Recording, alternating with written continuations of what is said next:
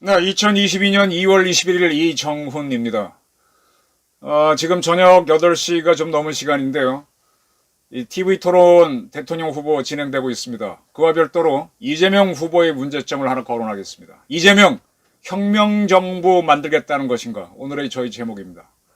그가 구제특별위원회 설치를 대통령 당선인이 되면 1호 지시로 삼겠다라고 했습니다. 아주 초법적이고 위법적이고 오만한 발상을 하는 것 같아서 혁명하자는 것이냐 문제 제기해 보겠습니다.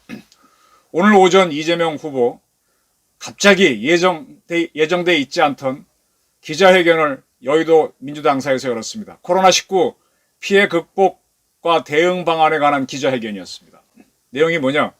3월 10일 이후 내가 대통령에 당선되면 그 말이 빠졌죠. 대한민국의 코로나19 대응은 확실히 바뀔 것이다. 대통령 인수위원회가 곧 코로나19 피해 긴급구제특별위원회가 될 것이다 라고 했습니다. 대통령 인수위원회가 코로나19 피해를 담당하는 긴급구제특별위원회가 될 것이다 라고 했습니다. 자기 마음대로. 대한민국은 분명히 법치국가인데 법을 무시하고 자기 마음대로. 물론 정치적 발언이겠죠. 이건 좋습니다. 그런데 이 위원회의 성격까지 마구 튼다고 하면은 그거는 위법이 됩니다.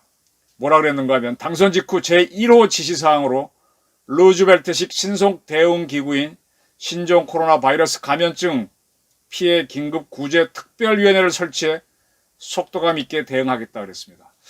뭐 아직 엉성한 말하니까 정확한 진위는 모르겠습니다만 대통령 인수위원회를 긴급구제특별위원회로 만든다는 거는 정치적 발언인 것 같고 그 인수위원회와 별도로 긴급구제특별위원회를 설치하겠다 이런 걸로 보입니다. 근데 이것도 위법입니다. 이 사람은 민주주의를 위협하고 있습니다. 왜 그러느냐? 대통령 인수위원회가 이제 만들어집니다. 3월 10일 대통령 선거 결과가 나오면 당선인을 중심으로 만들어집니다. 근데 우리는 대통령 인수위원회에 관한 법이 있습니다. 이 법에 따라 인수위원회를 만들고 그 법에 따라 운영을 해야 됩니다. 이 법대로 하지 않는 사람은 이 법에 의하면 공무원으로 보고 처벌을 하도록 되어 있습니다. 결론만 간단하게 말씀드리겠습니다. 인수위원회는 1호 지시든 2호 지시든 100호 지시든 지시를 할 권한이 전혀 없습니다. 대통령직 인수에 관한 법률 제3조를 보겠습니다. 3조 2항에 대통령 당선인은 이 법에 정하는 바에 따라 대통령직 인수를 위하여 필요한 권한을 갖는다. 대통령직 인수를 위한 권한만 갖는 거지 뭐 행정지시를 할 권한을 갖는 게 아닙니다.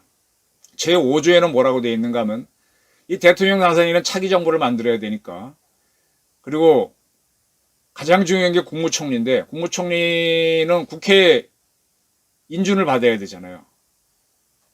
그리고 국무총리가 추천을 해주면은 국무위원을 임명합니다. 따라서 그런 준비를 하기 위해서 대통령 당선인은 국무총리 및 국무위원 후보자를 지명할 수는 있습니다. 네, 이 법이 인정하는 겁니다. 그리고 이 법은 6조에서 대통령직 인수위원회를 설치한다라고 해놨습니다. 대통령 당선인을 보좌하고 대통령직 인수와 관련된 업무를 담당하기 위해서 무슨 뭐 행정지시를 하도록 하는 게 아니라 대통령직 인수 관련 업무를 하기 위해서 대통령직 인수위원회를 설치한다고 되어 있습니다. 기간은 30일 범위 내에 존속하도록 되어 있고요. 제7조에서 이 위원회의 임무는 이렇게 규정되어 있습니다. 정부의 조직, 기능 및 예산 현황의 파악, 이걸 해라. 새 정부의 정책 기조를 설정하기 위한 준비, 그런 거 해라. 대통령의 취임 행사 등 관련 업무의 준비, 대통령 당선인의 요청에 따른 국무총리 및 국무위원 후보자에 대한 검증. 네. 그 이외의 것은 하지 못하도록 되어 있습니다. 이 그 외의 것들을 하게 되면은 제15조에서 벌칙을 적용하게 되어 있는데 제15조에는 이 인수위원회는 민간인도 들어갈 수 있어요. 그런 사람들조차도 이 위원회법을 어기면은 형법이나 그 밖의 법률에 따른 벌칙을 적용받는데 그때는 이 사람들은 공무원으로 보고 공무원에 해당하는 처벌을 한다라고 되어 있습니다. 그러니까 대통령직 인수위원회를 만들어 갖고 그거를 무슨 구제위원회로 바꾸거나 또는 그 밑에 긴급 구제 특별위원회를 만드는 지시를 내린다라고 하게 되면 그 지시를 내린 사람들은 공무원에 준해서 공무원으로 보고 처벌받게 돼 있습니다. 근데 이런 지시를 이런 주장을 턱턱 하는 게 변호사라고 하는 이재명이라는 사람이라는 게 문제라는 게 저희 시각입니다. 저는 이재명 후보가 이런 위원회를 만들겠다, 대통령 당선이 되면 이걸 보면서 문득 떠오르는 게 5.16은 군사혁명이죠. 박정희가 주도한. 그 이후에 박정희가 만든 게 뭡니까? 박정희 소장이 만든 게 국가재건 최고회의. 새로운 민간정부를 만들기 전까지 국가재건 최고회의가 법률을 만들고 이 국가를 운영했습니다. 그때 한 1300개의, 그때는 뭐 법은 아니었고 각 영을 발표했고, 영을 발표했고 725개의 법률을 만들었습니다. 이게 왜 가능하나? 혁명정부니까 가능한 거예요. 그때까지 있던 국회를 해산해버리고 국가재건 최고회의를 만들어서 거기에서 한 725개의 법률을 만들고 1300개의 영을 만들어가지고 혁명정부가 원하는 대로 확 가버린 겁니다. 네, 혁명을 했다면 가능하지요. 또 하나의 사례가 12.12 전두환 수장이 만들었던 국가보위 입법회의입니다. 국가보위 입법회의는 그때 이제 12.12 이후에 우리나라에서 국회를 해산해버리고 81명의 입법위원을 임명해가지고 여러 가지 5공화국이 가고자 하는 데 필요한 법률을 만들었습니다. 그러면 지금 대통령이 당선되면은 뭐 제1호 지시로 뭐 구제위원회를 만들겠다 이렇게 한다는 거는 대통령직 인수위원회법을 어기고 혁명정부처럼 굴겠다는 겁니다. 이건 상당히 위험한 발상이죠. 아무리 그게 필요해도 법대로 해야죠. 그리고 대통령 당선인으로부터 5월 9일 취임하기 전까지 대한민국 대통령은 누가 뭐래도 문재인입니다. 문재인 씨가 해야 될 걸 본인이 나서지 마시고요. 본인은 장관도 보사부 장관도 아니고 총리도 아니란 걸 인식해야 됩니다. 그리고 지금 이재명 씨가 뭘 얘기했는가? 프랭클린 루즈벨트식의 신속 대응을 하겠다라 그랬는데 이게 무슨 소리인지 잘 모르겠어요. 루즈벨트식 신속 대응 기구로서 신종 코로나 피해 긴급 구제 특별위원회를 설치하겠다 그랬는데 루즈벨트가 뭐 어떻게 했지? 좀 찾아봤습니다. 저도 뭐 미국 정치사에서는 다 꿰지 못하고 있는데 루즈벨트는 정치인이잖아요. 주지사도 지냈고 그 전에 뭐 부통령 선거에도 한번 나간 적이 있었죠. 지긴 했지만 이 정치인이 하버드 출신이 함부로 법을 어기지는 않겠죠. 쭉 봤더니 그 양반은 대통령 당선인 시절에 자기 맘대로 뭐 신속하게 한 게 아니라 대통령이 취임하고 난 다음에 의회를 상대로 임시의회 개최, 임시의회를 열어달라고 요구를 합니다. 한 100일 동안 1933년 3월부터 6월까지 100일 동안. 이때가 뭔가 하면은 미국이 대공황을 맞아서 경계가 매우 엉망일 때예요. 그때 무려 개혁을 위한 76개 법안을 만들게 합니다. 네. 이렇게 많은 법을 만들어 갖고 뉴딜 정책을 펼친 게 제가 알기로는 루즈벨트식 신속 대응으로 알고 있는데 루즈벨트도 미국 대통령은 신년 1월 1일 날 취임한 건 다 아시잖아요. 취임한 이후부터 이렇게 한 거죠. 미국 대통령 선거는 11월에 해가지고 신년에 취임해서 그 다음부터 한 건데 이 무슨 이재명 후보는 대통령 당선되면 당선인일 때 하겠다는 게 무슨 소리인지 참 헷갈립니다. 그리고 또 하나 웃기는 거는 오늘 저녁에 여야가 추경안을 본회의 통과시켰어요. 며칠 전에 민주당이 법사 예결위에서 단독으로 통과시켰던 거를 여야가 합의해서 그때 14조였는데 16조 3천억인가? 로 오히려 증액해서 통과시켜 버렸습니다. 그런데 이재명 후보는 사실 이런 것들은 국회에서 다루고 있었는데 오늘 오전에 자기가 기자회견을 가지면서 뭐라 그랬는가 하면 집합금지와 영업시간 제한 개선 방안을 자기가 당선이 되면 바로 제시하겠다. 이것도 자기 지시죠. 자기 대통령도 아닌데 이런 얘기를 하고. 그 다음에 백신 접종할 때 그 문제가 생기면 의사들이 소송을 당하는데 국가 책임제를 도입하겠다. 이것도 자기가 할 게 아니죠. 5월 9일 이후에 한다면 모를까. 뭐 그런 주장들을 많이 했어요. 내가 당선되면 3월 10일부터 거리 두기를 완화하겠다. 왜 자기가 대통령이야? 그리고 집에서 재택 치료하는 사람에게 대한 1인당 10만 원의 지원금을 주겠다. 이건 자기가 왜 마음대로 이러지? 이런 얘기들을 그다음에 뭐 코로나로 인한 신용불량자를 위한 대사면을 하겠다. 대통령 취임 이후에 하세요. 대규모 긴급 추경 또는 긴급 재정 명령을 발동해서라도 국민들이 최소한 경제 활동을 하도록 하겠다. 네, 대통령 취임 이후에 하세요. 네, 이런 얘기를 쏟아냈는데 가장 중요한 추경이 오늘 국회를 통과해 버렸습니다. 16조 9천억이네요. 통과가 됐습니다. 그러면 이재명 씨는 뭐야? 국회가 이게 될 것 같으니까 자기가 미리 쇼를 한 거죠. 이 이재명 씨가 대통령이 당선되더라도 월권을 해서 안 된다는 사례를 구체적으로 설명드리겠습니다. 문재인 대통령은요, 보궐선거로 대통령이 된 사람입니다. 때문에 보궐선거였기 때문에 인수위원회를 만들지 않았죠. 인수위를 처음 만든 거는 노태우 정부, 그러니까 지금 육공헌법이 만들어서 첫 정부가 이제 노태우인데 그때는 만들어서 법이 없이 만들어졌다가 그 다음에 김영삼 정권 때 만들어서 김대중 정부 때 아마 처음 만든 걸로 적법하게 만든 건 법이 2003년도에 만들어졌으니까 그런 걸로 알고 있습니다. 그런 법에 따라서 마지막으로 인수위가 만들어졌던 거는 박근혜 씨가 당선됐을 때입니다. 그때 박근혜 씨가 당선인으로 인수위를 이끌고 있을 때 대통령은 이명박 씨죠. 그때 이명박 씨가 1월 28일 2013년도 설이 다가올 때입니다. 특사 계획을 발표합니다. 설 특사 특별 사면하겠다 발표합니다. 정치인 누구누구 얘기 나오니까 그때 박근혜 당선인이 조윤선 대변인을 시켜서 하지마. 사면이 강행되면 국민이 부여한 대통령 권한 남용이며 국민의 뜻을 거스르는 것이다. 라고 하면서 하지마 그럽니다. 그리고 조윤선 대변인은 박근혜 당선인은 임기 말 특사의 부정적 견해를 갖고 있다.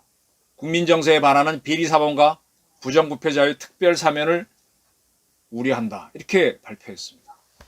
에도 불구하고 1월 29일 날 이명박 대통령은 설 특별 사면을 단행합니다. 그때 뭐 최시중 씨도 풀어주고 천신일 씨, 최시중, 천신일은 다 MB 사람들이죠. 김효재 씨, 조선일보 출신, 효성그룹 조성래 회장의 장남 조현준, 효성섬유 피지장 등등, 네, 풀어줍니다.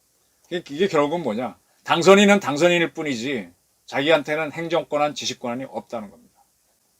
그러니까 이제 그때 박근혜 당선인이 국민 연원을 무시하고 대통령이 권한을 넘어선 뭐 지시를 했다. 뭐 국민적 비판을 어려울 것이다라고 비판을 했습니다만 그걸로 끝이었습니다. 근데 이에 대해서는 어떤 해석이 있었느냐? 이명박 대통령은 자기 사람들을 풀어주는 실리를 얻고 박근혜 당선인은 무차별적인 특사에 반대하는 명분을 얻어서 서로 짜고 친 거 아니냐 이런 얘기가 있었습니다. 정치적 행위를 했다 이런 거죠. 어쨌든 박근혜의 지시는 먹히지 않았습니다. 이게 맞는 겁니다. 그러니까 이재명 씨가 대통령 선거에 3월 9일 날 당선되면은 이런 지시 내라 생각하지 말고요. 5월 9일까지 시간이 있으니까 새 정부 만들어서 어떻게 할지 집중하고 어떻게 조각할지 집중해야지. 그리고 정부 딱 만들어 출범하자마자 국회를 상대로 어떻게 개혁 입법을 내세워서 통과시켜서 그걸 집중해야지. 무슨 당장 이렇게 하면 안 되죠. 이렇게 하자면 혁명하자는 거죠.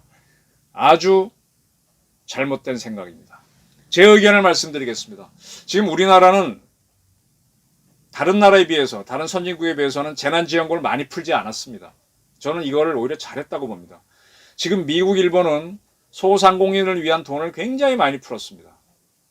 그 결과 실업자에 대해서 많이 풀어졌고요. 어떤 문제가 생기는가 하면 지금 일본에 장사하시는 분들은 그럭저럭 생활을 합니다. 손님이 안 와도 정부 돈을 받아갖고 하는데 이게 많은 돈을 풀었기 때문에 미국과 일본은 지금 심각한 인플레 위협에 직면하고 있습니다. 미국 같은 경우는 지금 경기가 지금 좋아지고 있어요. 좋아지고 있는데 그래서 기업들이 많은 사람 해직했지 않습니까? 해직한 사람들은 또 실업수당을 많이 받고 있고 정부 지원금도 받고 있고 직원을 뽑으려고 하니까 집에서 놀면서 받는 봉급이 원래 받는 복권이 한 80% 70% 됩니다. 근데 회사를 가게 되면 자기가 밥도 사 먹고 운전해야 되니까 돈을 더 쓰거든요. 회사는 안 가요. 다시 뽑는데도 안 뽑으니까 사람이 안 오니까 구인난이 돼갖고 봉급을 올리고 있습니다.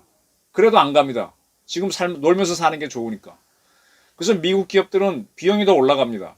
이게 앞으로 미국 경제에 어떤 스트레스를 줄지 모르겠고, 또 미국 정부는 일본도 그렇고 많은 돈을 풀었으니 인플레 잡기 위해서 세금을 거두거나 금리를 올리겠죠. 이게 또 다음 경제를 경색시킬 겁니다. 이게 큰 문제고, 그렇게 되면은 이제 우리나라에도 많은 분들이 연금으로 살고 있는데, 인플레가 심해지면 지금의 100만 원이 앞으로는 80만 원, 60만 원 되면 연금 생활자가 살기 어려워지죠. 무슨 말인지 아시겠죠? 근데 우리는 상대적으로 덜 풀었습니다. 근데 더 선진국만큼 다른 나라만큼 풀겠다는 겁니다. 그게 좋은가요? 지금 미국 일본에서는 오히려 부익부 빈익빈이 강화됩니다. 지금 서민들은 정부 지원으로 받지만 나중에 지나보면 이분들은 뭐 오히려 일자리를 못 가지고, 그 다음에 직장이 있거나 또 돈이 있는 사람은 오히려 더 줍줍줍 해갖고 더 많은 걸 가지게 되죠. 지금 오미크론에 대해서 좀 저는 이렇게 판단합니다. 저희 가족 중에서도 확진자가 있었고 또 나왔습니다. 따로 사는 가족 중에 또 나왔는데, 이렇게 지켜봤어요. 지켜봤더니 오미크론, 저의 결론은 그겁니다. 쉽게 설명드리면 파이자 플러스 모더나 백신 2방을 한꺼번에 맞은 거다. 그러면 그거 자체가 코로나니까 끙끙 앓죠. 좀 우리 백신 처음 맞았을 때 좀 조금 저도 다운되고 그랬었는데, 그 정도 2개를 동시에 맞았으니 더 많이 다운되겠죠. 한 닷새? 보통 한 3일 정도면 일어나는 것 같아요. 닷새 정도. 그다음부터는 확 좋아지고, 그다음부터는 아주 좋은 자연 백신을 맞은 거니까 자유로워지죠. 오미크론 그렇게 대단한 거 아닌데 왜 이렇게 버벅거리죠? 전 대한민국 군인들 한꺼번에 오미크론 다 걸려서 다 극복하면은 이제 우리나라 군대는 자유롭게 북한 다룰 수 있게 되잖아요. 북한 군인들은 백신도 없고 하니까 절절매겠죠. 오히려 좋은 거 아닌가요? 근데 이렇게 하면 되는데 왜 이렇게 절절매고 정부가 생색을 내려고 그러고 정치인들이 생색을 내려고 하는지. 그 결과는 결국은 빙빙 돌아서 차후에 우리 경제의 어려움으로 오는데. 이건 저희 의견입니다. 자, 오늘의 제목은 이재명 씨가 내놓은 주장들이 뭐 긴급 구제 특별위원회 만들겠다, 1호 지시를 내리겠다, 이런 거는 혁명정부나 하는 거다. 대통령직 인수위원회법을 지켜라. 그것도 모르면서 하는 대통령 하겠다는 변호사라면 진짜 변호사 맞아? 저희 질문입니다. 경청해 주셔서 감사합니다.